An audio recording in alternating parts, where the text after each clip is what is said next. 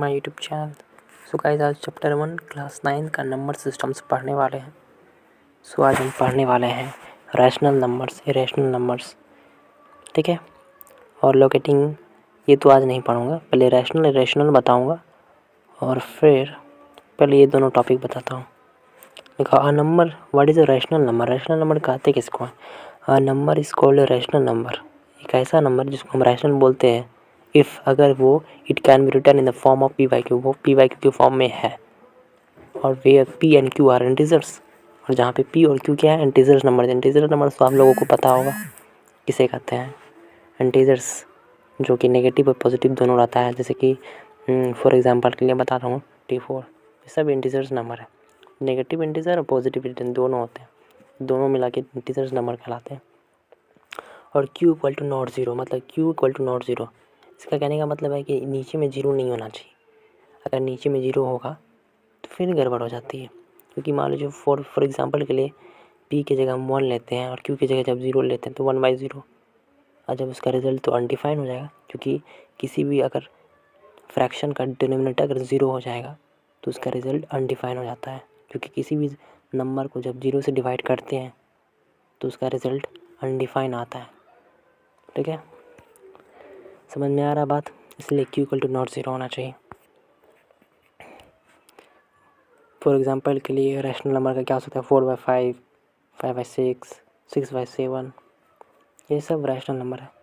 अब रैशनल क्या था? A number which can not be express in the form of P Y Q, एक ऐसा नंबर जो पी वाई क्यू के फॉर्म में एक्सप्रेस नहीं कर सकते हैं, वेयर पी और क्यू दोनों ही इंटीजर्स हैं और Q equal to not zero, is called an rational number, जिसको हम पी वाई क्यू के फॉर्म में रिप्रेजेंट नहीं कर सकते हैं, उसको हम इरेशनल नंबर कहते हैं। फॉर एग्जांपल के √2 हो गया, √3 हो गया, √5 हो गया, √7 हो गया। अगर हम वही लेते हैं √9, तो √9 का तो रूट ऊपर निकल जाता है, 3 आ जाता है, तो 3 पी वाई क्यू के फॉर्म में है, 3 के नीचे कुछ नहीं तो 1, तो पी वाई क्यू के फॉर्म में आ गया, लेकिन पी वाई क्यू के फॉर्म में नहीं होना चाहिए। तो ऐसा नंबर वही रूट के अंदर वाला होता है। √2 हुआ, √3 हुआ, √7 हुआ, √9 हुआ, √10 हुआ, √11 हुआ, ये सब इरेशनल नंबर है। अब रियल नंबर्स क्या होते हैं? All rational numbers and all irrational numbers together make the collection of real numbers. मतलब क्या? जितना भी रैशनल है और रेशनल है, दोनों को जब एक साथ रखेंगे, दोनों का एक साथ कलेक्शन करेंगे, या दोनों को एक साथ लिखेंगे, जैसे √2 लिखें, दूसरा में 1/2 लिख दिए, फिर √3 लिखिए, तीसरा में 1/4 लिख दिए, ये सब एक साथ रियल नंबर्स कहलाते हैं। रैशनल और इरेशनल नंबर्स दोनों की कलेक्शन को हम रियल नंबर्स कहते हैं। अब डेसिमल एक्सपेंशन का बात किया जाए तो देखा जाए तो क्या होता है? Decimal expansion of rational number is either terminating और नॉन टर्मिनेटिंग रिक्वायरिंग। मतलब क्या? रैशनल नंबर जो होता है जिसको हम पी वाई क्यू के फॉर्म में रिप्रेजेंट कर सकते हैं, उसका जब डेसिमल निकालोगे तो या तो वो टर्मिनेटिंग होगा या नॉन टर्मिनेटिंग रिक्वायरिंग होगा। फॉर एग्जांपल के लिए टर्मिनेटिंग मतलब क्या? कुछ डेसिमल के बाद वो नंबर साइलेंट, मतलब कि उसके बाद कुछ नहीं, बस फिनिश हो जाएगा, उसको टर्मिनेटिंग। फॉर एग्जांपल के लिए जैसे 1/2 है, तो 1/2 का जब डिवाइड करोगे आप तो डेसिमल में आएगा 0.5, उसके आगे कुछ नहीं आने वाला। 0.55 के आगे कुछ नहीं है, तो वो टर्मिनेटिंग हो गया।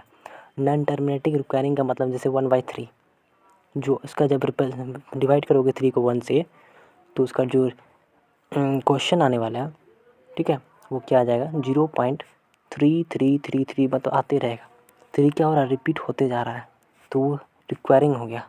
नॉन टर्मिनेटिंग मतलब क्या? जो शांत नहीं, मतलब 3 चलते जा रहा है, वो ख़त्म कभी नहीं होने वाला है, लेकिन वो क्या? नंबर रिपीट हो रहा है। तो ऐसे नंबर को हम रैशनल नंबर कहते हैं। या फॉर एग्जांपल, मतलब कि कोई एग्जांपल में पूछ दिया जाएगा ऑब्जेक्टिव टाइप, और इस तरह का दिया जाएगा 0.333, वो पता करना है कि वो रैशनल है या इरेशनल। तो ये मेन अंडरलाइन टॉपिक है जो कि बहुत इम्पोर्टेंट है आपको पता करने में। While the decimal expansion of irrational का, वही फिर इरेशनल का जो डेसिमल एक्सपेंशन होता है वो नॉन टर्मिनेटिंग होता है। वो क्या होता है? Non terminating. नॉन टर्मिनेटिंग मतलब क्या? नॉन टर्मिनेटिंग और नॉन रिक्वायरिंग। फॉर एग्जांपल के लिए जैसे आप बोलते हैं पाई, पाई का वैल्यू क्या होता है? 22/7। जब इसको आप करोगे ना 22/7 को, उसका जब डिवाइड करोगे 3.1427 ऐसे कुछ आता है, तो वो क्या हो जाएगा पता है ना? आप करके देखना कॉपी में। 22/7 जैसे मैं अभी करके देख रहा हूँ। 1 मिनट रुक जाओ। 22/7 को जब करेंगे 7 से डिवाइड तो 7 से 21 होगा, 7 3 से 21 तो 1 बचेगा। फिर डेसिमल देंगे तो 0 आएगा तो 10 हो गया। फिर 1 बार में 7, फिर 3 बचेगा। 10 में 7 सब्ट्रैक्ट कर देंगे, फिर वो 3 के आगे एक 0 लग जाएगा तो 30 हो जाएगा। फिर 7 4 से 28, फिर 2 आएगा। 30 में 28 चल जाएगा तो फिर 2 के आगे फिर से 0 लगाएंगे 20, फिर 7 2 से 14, फिर 20 में 14 चल जाएगा तो 6, फिर 60 हो जाएगा। 6 के आगे 0 लगेगा। 7 8 जा 56, फिर 4 आ जाएगा। 4 फिर इसके आगे 0 लगाएंगे 40, 7 5 से 35 है ना, तो 5 आ जाएगा 50, 7 7 जा 49, फिर 1 बचेगा। फिर ये क्या हो रहा है, नंबर रिपीट हो रहा है। 1 4 2 2 8 5 7 के बाद फिर से 1 आ रहा है, फिर से 4 आएगा, 4 2 आएगा, 8 आएगा, 5 7, मतलब यहाँ रिपीट हो रहा है। तो पाई जो है एक रैशनल नंबर है। क्या है? रैशनल, न कि इरेशनल नंबर। इरेशनल तब होता है जब वो रिपीट नहीं हो रहा होता, रिपीट नहीं हो रहा होता। जैसे फॉर एग्ज़ाम्पल में हम अगर 1/5 लेते हैं तो क्या आएगा 0.2। ये भी क्या है, नॉन टर्मिनेटिव।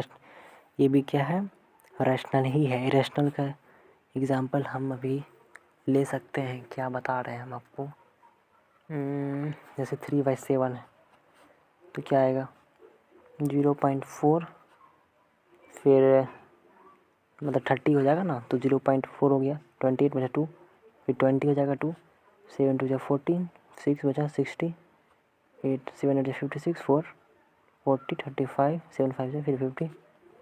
तो ये रिपीट नहीं हो रहा है। तो 3/7 क्या हो जाएगा, नॉन टर्मिनेटिंग और नॉन रिक्वायरिंग। नॉन टर्मिनेटिंग मतलब यहाँ जो मतलब आता ही जाएगा, शांत नहीं होगा ये क्वेश्चन, और रिपीट भी नहीं हो रहा है। तो ऐसे नंबर को हम क्या बोलेंगे, रैशनल नंबर। आई होप को समझ में आ रहा होगा। फिर सेकंड पॉइंट क्या देखिए यहाँ पे, if R is a rational number and S is a rational number. मतलब कोई आर जो है रैशनल है और एस जो है इरेशनल नंबर है, तो मान लीजिए इसको जोड़ते हैं। इरेशनल और रैशनल को जब जोड़ेंगे r + n and r - r irrational number आ जाएगा। मतलब क्या, किसी भी रैशनल नंबर को जोड़ेंगे, रैशनल और इरेशनल को जोड़ेंगे तो वो क्या आएगा, इरेशनल आएगा। लेकिन रैशनल और इरेशनल को घटाएंगे फिर भी क्या आएगा, इरेशनल आएगा। अगर मान लो जो r is non zero rational, मतलब r कोई जीरो नहीं है, r क्या है, जीरो नहीं है। मान लीजिए r कोई zero rational number, non zero rational मतलब क्या, कि वो उसमें कोई जीरो नंबर नहीं है। नॉन जीरो मतलब 1 2 3 4, जीरो को छोड़ के। जैसे मान लो 4/5 हो गया। और फिर एस जो है वो तो इरेशनल है ही, उसका जब मल्टीप्लाई करेंगे या फिर डिवाइड करेंगे वो भी क्या आएगा, इरेशनल आएगा। ठीक है। और उसके बाद ये फार्मूला बताया गया रूट अंडर ए बी को हम लिख सकते हैं root A into root B. फिर हम लिख सकते हैं रूट अंडर a/b को लिख सकते हैं रूट ए अपन रूट बी। फिर root A plus root B into root A minus root B को, मतलब A plus B into minus B का फॉर्मूला क्या होता है, A square minus B square. जब रूट ए का स्क्वायर करेंगे तो ए आएगा, रूट बी का स्क्वायर करेंगे तो बी आएगा। फिर उसके बाद यहाँ पे देखिए A plus root B into A minus root B, वही formula A plus B into minus B, A square minus B square. A का करेंगे तो ए स्क्वायर, बी का जब रूट बी का स्क्वायर करेंगे तो बी आएगा। फिर ए प्लस बी का होल स्क्वायर हो जाएगा, A square plus 2ab, 2 root A into root B plus B square मतलब बी हो जाएगा, क्या कि रूट बी का स्क्वायर तो बी होता है। फिर P and Q are rational numbers and as of positive real numbers than e power p into e power q। तो बेस सम जब सेम रहता है तो पावर ऊपर वाला का जुड़ जाता है, तो e power p plus q हो जाएगा। फिर यहाँ पे देखिए गौर से a इंटू पी क्यू है तो क्या हो जाएगा, power multiply into P Q. फिर यहाँ जब बेस सेम है और डिवाइड में है पावर, तो पावर घट जाता है, इंटू ए पे पावर पी माइनस क्यू। फिर यहाँ पे ये जो है ए पे पावर पी इंटू बी पे पावर पी, दोनों मल्टीप्लाई, क्योंकि दोनों सेम पावर है तो पावर कॉमन ले लो, ए बी इंटू पी पे पावर होल पे पावर पी। आई होप आपको समझ में आ गया होगा, और नेक्स्ट क्वेश्चन मैं आपको नेक्स्ट में बताऊँगा। Thank you so much, please subscribe my channel, share this video.